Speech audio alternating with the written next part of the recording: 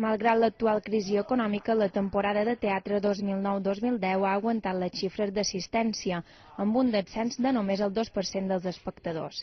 Tot i que l'espectacle més vist de la temporada va ser Hoy no me puedo levantar, el gènere musical ha estat el que més ha patit aquest descens, amb un 37%. Tot i això, l'augment d'un 70% dels assistents al teatre de test i d'un 39% al de dansa ha compensat les pèrdues d'espectadors als musicals.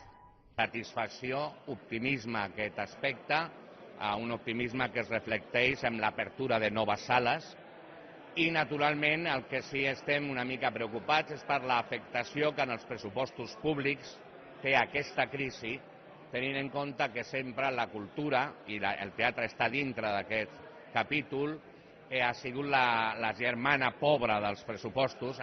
S'han afegit 4 noves sales escèniques, s'ha augmentat en un 30% el nombre d'espectacles i s'ha mantingut la recaptació d'uns 60 milions d'euros. A més, un 48% dels espectacles han estat d'autoria catalana i un 75% de la producció també ha tingut el segell de casa nostra. Tot i la satisfacció, però, el sector reclama que en un futur les institucions no redueixin els pressupostos en teatre.